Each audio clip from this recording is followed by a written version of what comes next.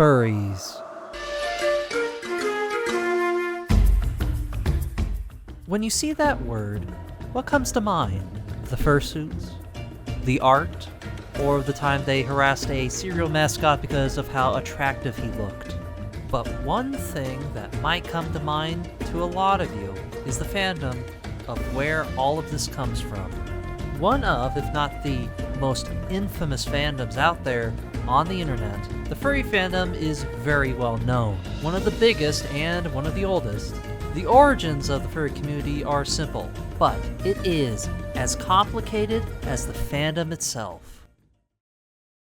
Starting all the way back in the era of old school comics, to then some science fiction conventions, these elements would combine and would be the stepping stones for the modern version of the furry fandom and the community that we see today.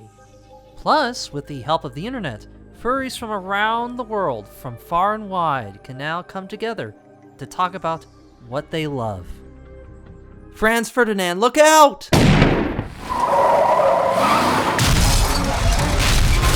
As the community was growing, people online started to notice, and furries would become the internet's biggest punching bag. Until the bronies came along. As I did so, her rich musk mixed with her lavender perfume threatened to overpower me. But why are furries so hated across the internet back then, and to this day? Well, there are a lot of reasons as to why. However, I wanted to say this right here. Nor am I, nor will I ever be a furry. However, if you think I'm making this video to bash on furries, you would sadly be mistaken. People have the right to enjoy or do anything they want to, even if it's weird. I mean, it would be very hypocritical of me to criticize furries in a all furries are bad, because I watch some creators who are furries who make good content, and they're weird, but they're normal people. I mean, look at this.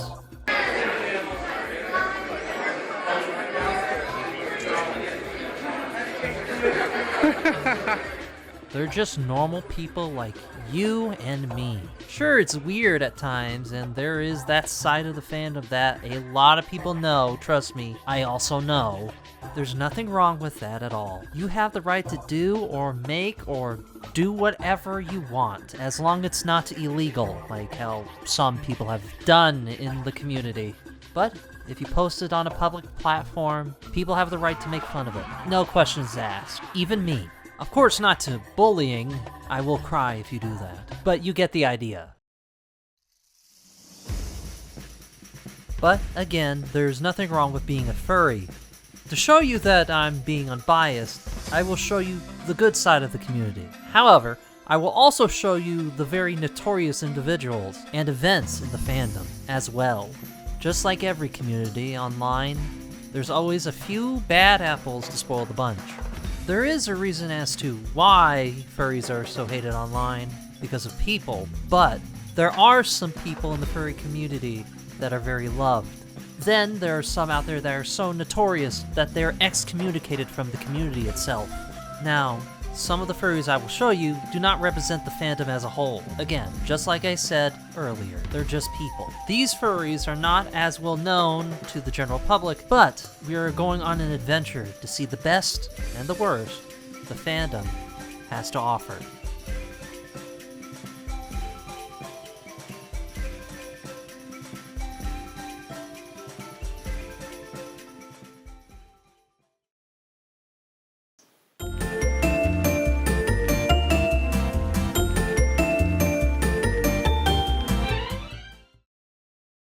The person I will be talking about here is someone I showed in one of my videos. But first, I need to educate you on something about the furry community, but also give you a little bit of context. That being, what furries are best known for, the suits. Fursuits are what makes a furry, well, a furry. To some, it is the ultimate confirmation of being a furry. But what are fursuits? Fursuits are made by furries and are costumes that could be any animal. Most of the time, it is normally an anthropomorphic animal character.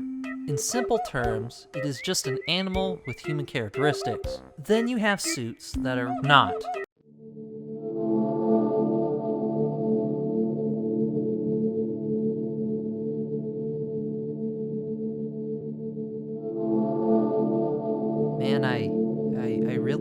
uncomfortable right now. A fursuit can represent many different things. A costume that people can wear to represent themselves and to sell. Oh boy, you better get that wallet ready for that buying season of fursuits. I mean, have you seen these prices? Also, other examples, sometimes it is a character from a show, movie, and video games. And not to mention, anyone can have a fursuit. Again, unless you have the cash for it. Again, look at all those prices right now. Makes me wonder, why are they so expensive? Then there are different styles of fursuits, from the cartoony to the realistic. To the strange, and that's all I'm going to be saying on that. Ew. Now that you know a little bit on what a fursuit is, now I could show you the furry that some would call very wholesome. But how did this all start? Well, this started with me looking at meme compilations. As you can tell, yes, I have no life, and I was very dumb and also very annoying as a child.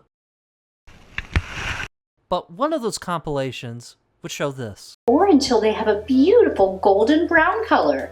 Once they have cooled down just slightly, they will be ready to serve. Oh my goodness gracious. Of course, at that time I knew what furries were, but when I saw this video, I was shocked. I got flashbanged by a furry. For comedic effect, of course. I'm not the only one that saw this video, and a lot of people have this video stuck in their mind. Years would pass, but this video would not get out of my head, and I need to know more about this person. So, who is this person, and why are they making food in a fursuit? Seems unsanitary. This is Bakeupbuttercup, a furry that is known for her baking abilities. Also making YouTube tutorials on how to make different types of food. Also, yes, she cooks the food in the fursuit. Ma'am, I don't think those gloves are FDA approved. All of this is just completely harmless. Sure, it can be a little jarring and a turn-off, but look at that. It's cute. There's nothing wrong here. Okay, now, that right there is definitely not FDA approved. But this is not the only thing that they do online, and this is the part where I will show you and tell you that they have different personas. But what is a fursona? For the people out there that don't know, fursunas are original characters created by furries that a person in the furry fandom can quote-unquote adopt. This is where we'll look at another channel that is connected to the dog that is not following FDA health and safety. Well, hello, guests there. Thank you for stopping by. Work? Okay. Yeah. Why don't you introduce yourself to our audience who may or may not know you? Hi, I'm Lalia Spaniel. I'm very This is Lalia Spaniel, the person behind the Bakeupbuttercup character and channel. As it is written down on her YouTube About page, she is a freelance mascot performer interested in doing performances at local events and charities. Seems like a very nice and kind thing to do and a noble goal. Nothing like helping your local events and charities. And also randomly scaring kids for no good reason. Because kids get scared so easily. Looking through these videos and posts, she seems to be a very loved figure. She's done videos of just doing, well, harmless stuff. Even if she does act like a dog and stuff. Keep in mind, there's nothing wrong with that, and also, it's just a character. However, I can still see some people finding it, a bit weird, but it is mostly harmless. Even if she does violate FDA approval. Anyway, she just seems to be a very positive person, and she only wants to be a very positive influence to others. And I have to say, not a lot of people can say that, and we need more people like that in the world. So, if you're into cooking, or just want to watch something wholesome, or get your hopes up, I say check out Lalia Spaniel and Bakeupbuttercup to learn more about cooking, and just to find something wholesome.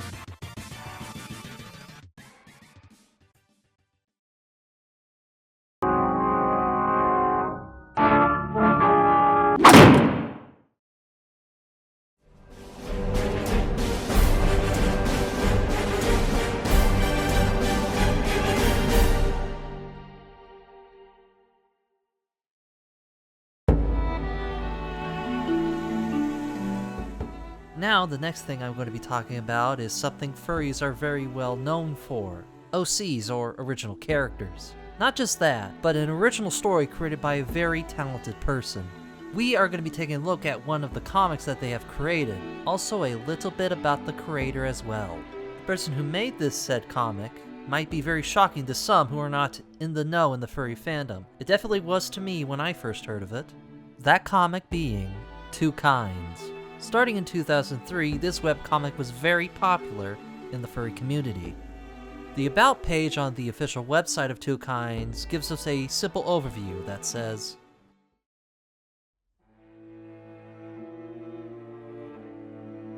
Twokinds is a webcomic taking place in a world that has racial tensions with two species on the world. This conflict is between humans and an animal-like race called the Kindred. Kindred society is dramatically different from the humans, like how they make ideas and also how they live and act.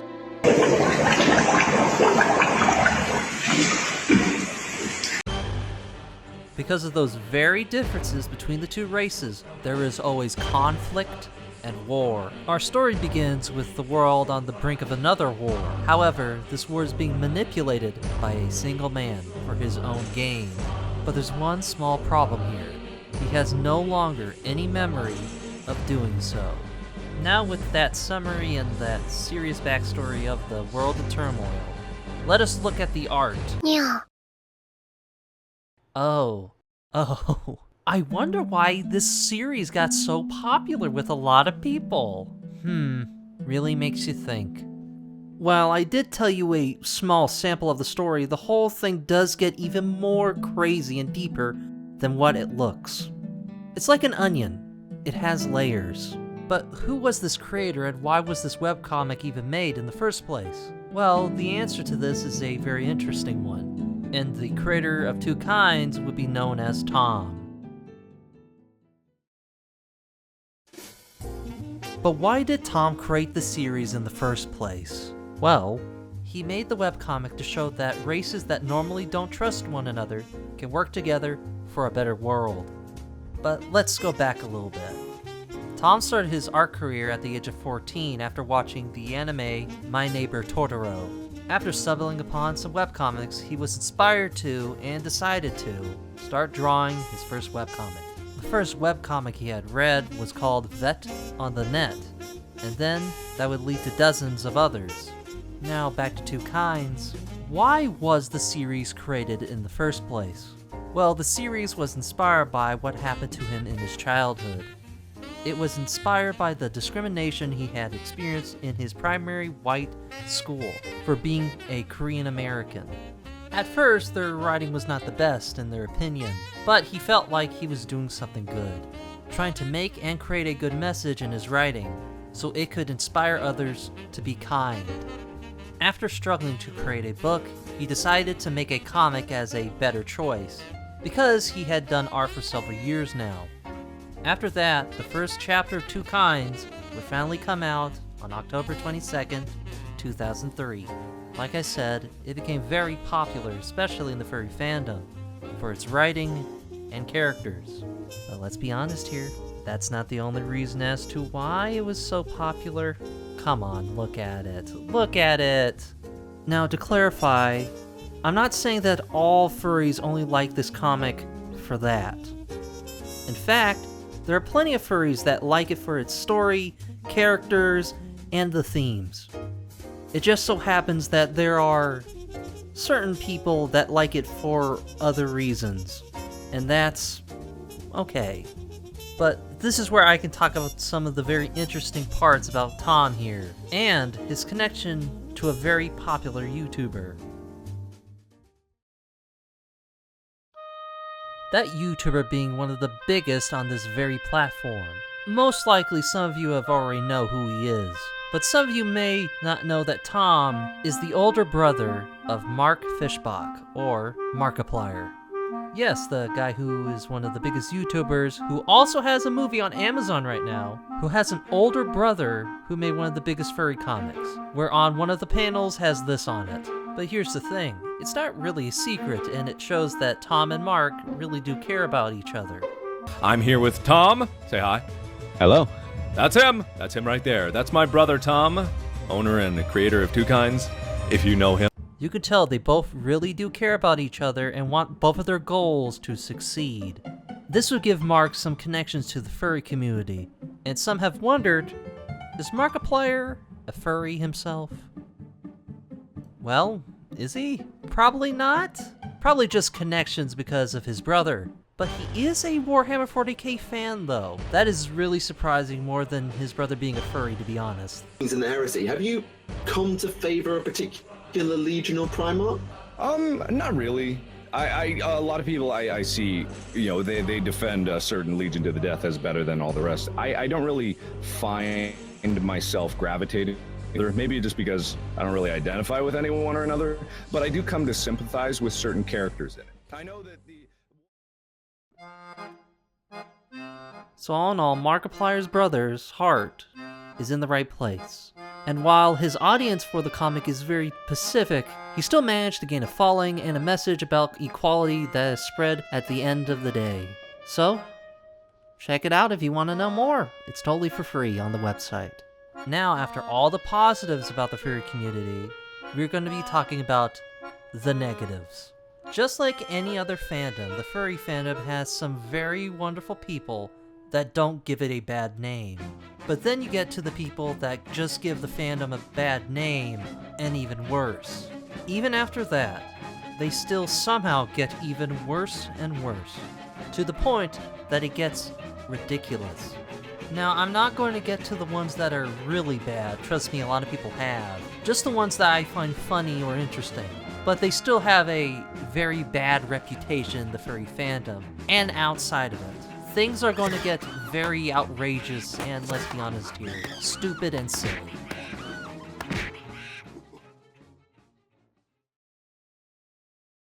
And it's probably because, you know, my attitude has been a lot more sour since Smogon has come out. That I never really did anything wrong, but, you know, she just, like, there's so much wrong right now that nothing's right.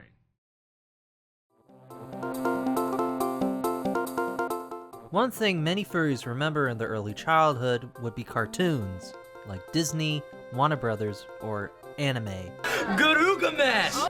But another thing that made people interested in becoming a furry would be something that you would not expect. Alright, some of you already might know this, but that would be video games. And one of those companies that inspired a lot of furries would be Nintendo. Nintendo would make a series that would take the world by storm, and even the furry fandom as well. Do a barrel roll! Well, you're technically right, but there would be another series besides that one. That series being Pokémon.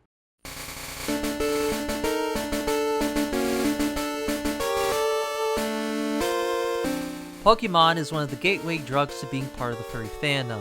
But this was also have a subgroup of furries that had what they would call Pokesonas. Also, yes, some people like this in the furry fandom really like Pokemon. Not to say that's a bad thing. There's some Pokemon furries that are fine. However, just don't click on images and keep the safe search on. Your eyes will thank you for it.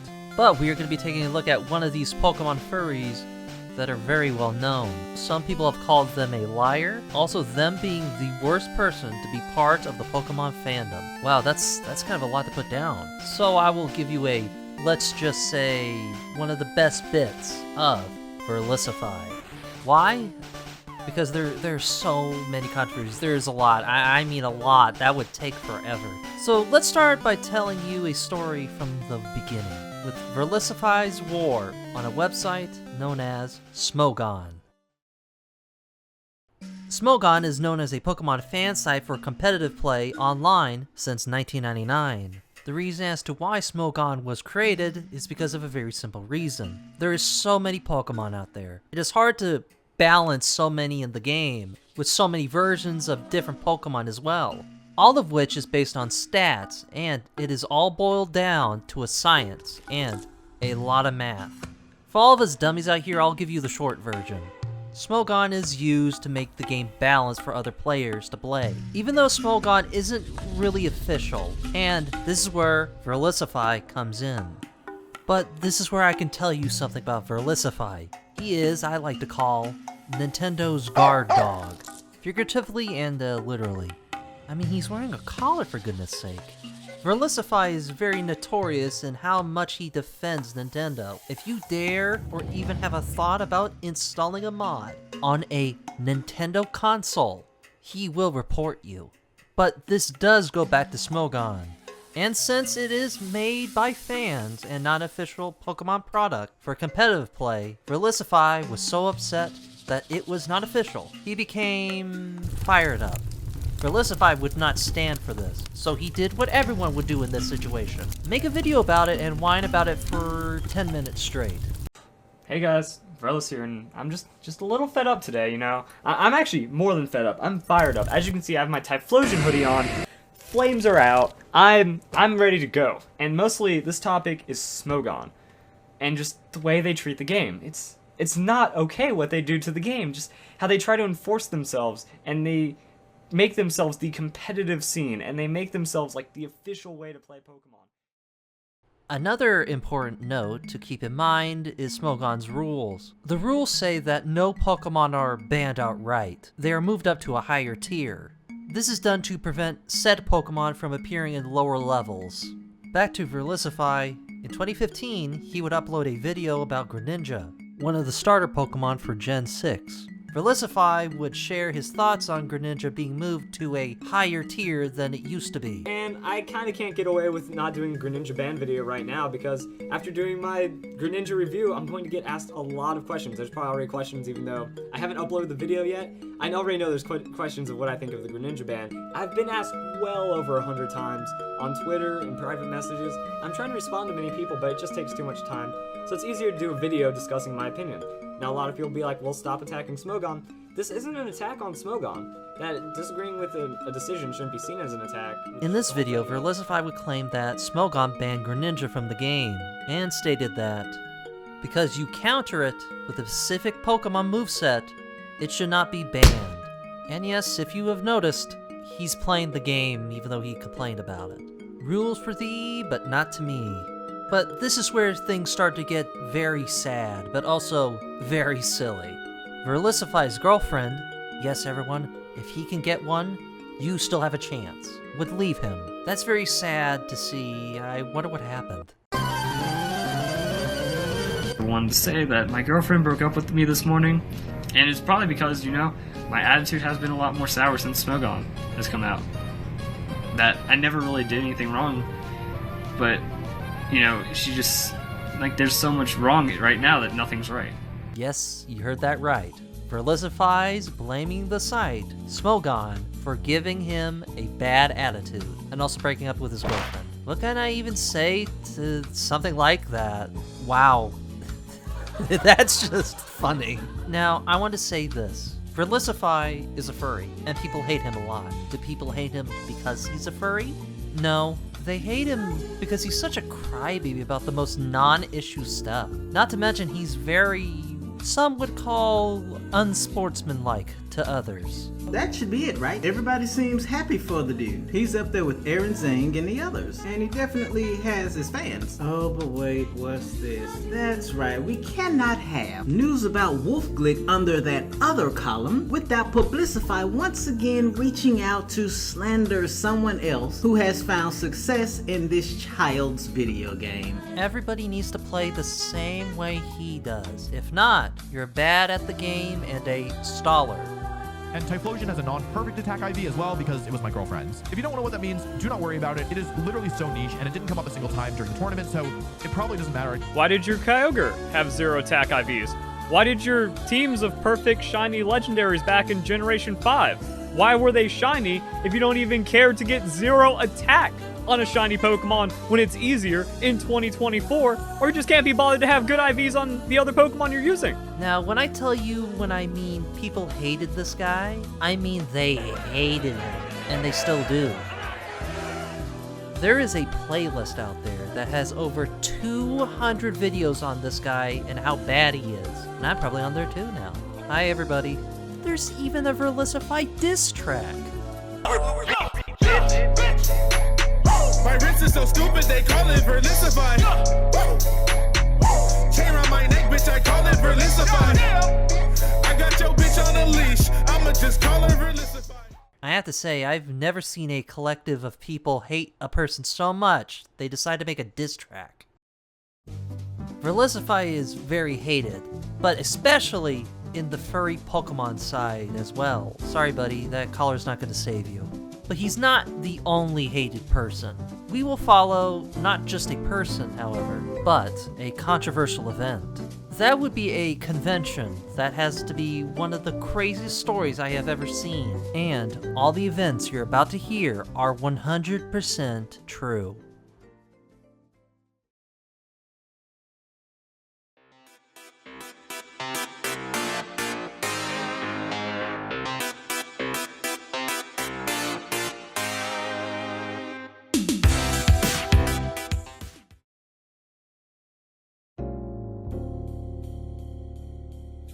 Just like any other fandom, the furry fandom would grow with people who have the same interests. This growth would start from old science fiction conventions. Then, the furry fandom would start to come together, which we already know. But, this would be the first case of the first furry convention, at a Holiday Inn. So this is where all the horrors of man truly come from. Jokes aside, the furry fandom is very well known for their conventions being very interesting. But most of them are normal, as they can be. But another thing about furry conventions is how controversial they are. Now, I know what some of you out there might be thinking. We already heard this song and dance before. Rainforest 2015 was the biggest convention disaster in the furry fandom. Well, I'm not going to be doing that. While doing research, I found out that all of this is a steaming load of bullshit. Almost all of it was not true. Some of it did happen, but almost all of it was over-exaggerated or did not happen at all. So this video right here is complete, total, utter. You know what's bullshit? But is there really something that can top those over-exaggerated claims? Well, there might just be one, and well, let's just say that what I'm going to tell you 100% did happen, with full video evidence, tweets, and insanity. This is a tale of how one woman destroyed a convention that has twists and turns, and that convention's name will be called Free for All. But first, we need to start at the beginning, and to give you some context, and it's very interesting. This all started with one woman, a woman who wanted the furry fandom to go back to its roots, before everything was full of degenerates and how everything got so political. That woman and furry would be PeaceWolf, a married Christian furry who's known for being a digital artist and an owner of a fursuit making business. She would be the one who started this entire saga, that being the destruction of Free for All. But I'm getting a little ahead of myself here. In 2019, PeaceWolf would be part of Tails and Tornado's FurCon as a founder and organizer. However, she had no idea what in the world she was getting herself into, making a convention, because she Google searched it. Now let me be clear here. I had done my research, okay? And by research, I mean I had Googled how to start a convention and read several multi-step articles about it, okay? Somehow, I managed to get past the fact that every single one of them started with a very simple statement that can be summarized into one word. Don't! Do not start a convention! You don't want to do this to yourself. Turn back now. Danger ahead. You have so much to live for. Why would you... You know what, never mind. The convention would get into some controversy, however, with one of the guests saying being gay is a sin. Keep in mind that the majority of the furry fandom is LGBT+, and very positive about the LGBT, but also that will be very important later. After some backlash and some leaked screenshots showing PeaceWolf's support of the guest, it became a PR nightmare. PeaceWolf would make a lot of people very angry. Then, she would depart from Tails and Tornadoes for unknown reasons. Some people would speculate, and some of the staff who were fired would claim that she was very anti-LGBT. However, there's never been an official reason as to why. Like I said earlier, PeaceWolf wanted the furry fandom to go back to its roots and being non-political. But this is the part to why she most likely got banned from the fandom, and one of those reasons was due to her opinions. Those opinions being her political opinions, also her not liking cancel culture or the idea of being canceled. Now, I'm going to say this here just like I said before. I'm not going to get political here. That's not my job. However, you can't talk about one thing without the other. PeaceWolf is conservative, but she's not your traditional conservative. Okay, besides her wearing the suit, she does support some controversial figures. She has been seen associating with a furry group called the Furry Raiders, a group of wonderful, wonderful people who definitely do not look like a group of people who would hurt or harm another group of people at all. At this point, PeaceWolf would get blacklisted from the furry community, banned from every convention, and would never be seen or heard from ever again. Until a little convention would be made, and now we can finally talk about Free for All.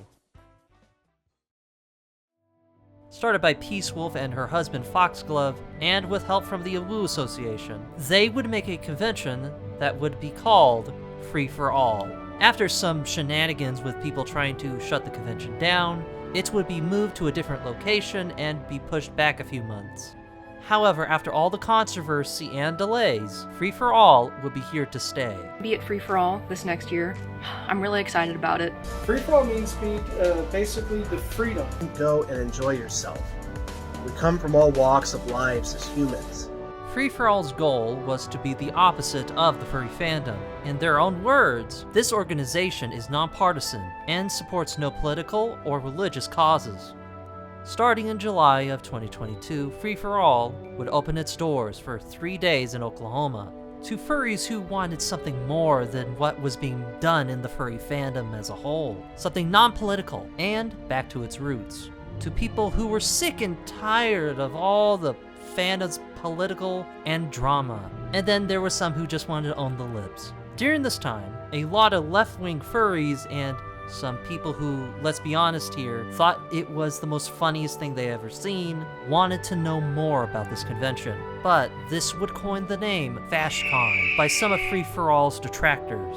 Like I said, there were two sides of a small group of people who knew about the event and wanted to go, and then there were some people who really hated this convention and what was happening. Both of which were somewhat politically motivated. Like I said, I'm not getting political, but imagine this if you will. You're watching a political debate. It can be about anything. Now, imagine that those were the same people while talking in a fursuit. You can't keep this serious. I'm sorry, you can't at all. Back to Free for All. Free for All 2022 would have events just like any other convention. Events like being able to see real-life animals that are treated very, very well, and a liger did not kill anybody who owns these animals. Nope, no siree, not at all, that did not happen. The annual Free for All inflatables panel, and a con staple, a ball pit. Also, someone put a snake in the ball pit, by the way. But also, we get to see some very special guests, like canceled stand-up comedian, 2 the Ranting Griffin. And yes, the 2 part of his name is how you say it. So, as most of you know, I'm going to be attending a furry convention in July called Free for All. You like that job you have? We're going to call them up and accuse you of things to your boss and get you fired. If we find your family, we'll make sure they disown you, or we'll accuse them of the same thing. We'll make sure you're friendless, homeless, jobless, and starving because you won't feel the way that we tell you to. However, there would be 2 other special guests that would be part of some would call the disaster of Free for All 2023. Those special guests would be known as Jason Effects and Cab's Corner. These 2 are very notorious in the furry fandom. They are known for their not safe for work art of all kinds, gay, straight, and very, very controversial. However, they are the key to the most infamous moments in furry and Free for All history.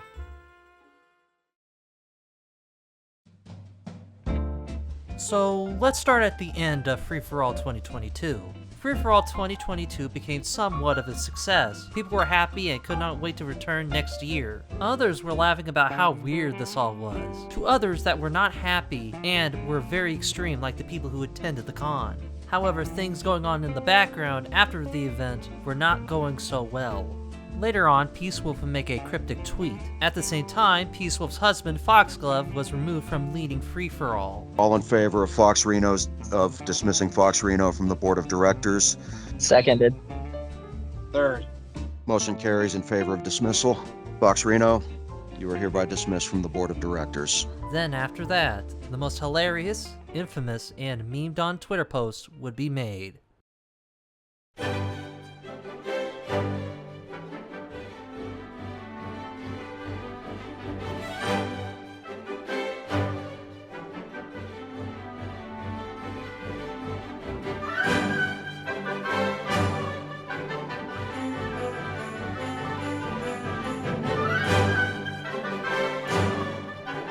Included referring to her as Miss Kate and rushing to open doors with Milady.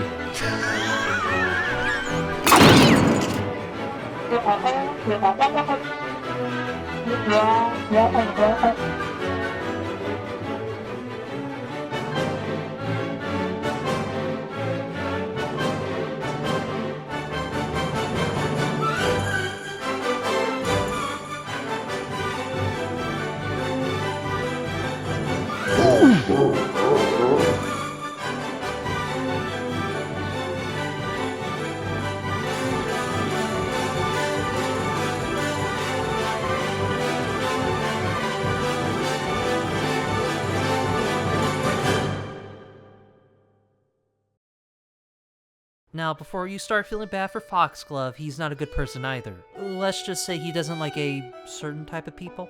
But not only that, remember how all of this started with her keeping a person who did not like the gays? Well, after this was shown to many, and the reveal that she cheated on her husband, was also in a poly relationship with the most hated people in the furry fandom, people on both sides were very, some shall say, mad and shocked and laughing non-stop. PeaceWolf would still make Free-for-All 2023, but unlike last year, less people would show up. Most were just avid supporters, con-staffed, and trolls who were just trying to document events. After Free-for-All 2023, the AWU Association Board of Directors announced that PeaceWolf will be stepping down from convention's chair and organizer's president of Free-for-All. Meanwhile, Foxglove would make his own little hiking event, but he did say one thing about the matter of Free-for-All and his ex. She had done what no might of the internet could do, bringing Free-for-All to its knees. Yes, I stole from this video. It's a good ending point in the story, what can I say? Like I said, not all furries represent the furry fandom as a whole. There are good people out there, then there are just people who are just downright annoying and bad. Then there are others who just live up to the stereotype. But I don't want you to think that all furries are evil, sex pests. Not to say that's bad, you know, as long it is not illegal. But to say that furries are the only fandom out there that are bad, trust me, I've seen things just as bad in other fandoms. But why do furries get the most attention? Well, due to all the controversies and, well, them just being weird and very strange. The furry fandom has been made fun of and mocked for a really long time. But I want to say this, if you're a furry, that's okay. Be as open and loud as you want. There's no one out there that is going to stop you from doing what you want to do. I would say that there's nothing wrong with that at all, but please, try to be self-aware and try not to take things too seriously, or you will become the next Verlisify and PeaceWolf. But, just like the late great crocodile hunter Steve Irwin once said, Tell ya, I'd rather deal with this snake than a lot of people I know. I reckon that people are much more dangerous. Thank you for giving me your time. Please like and subscribe, and be careful out there.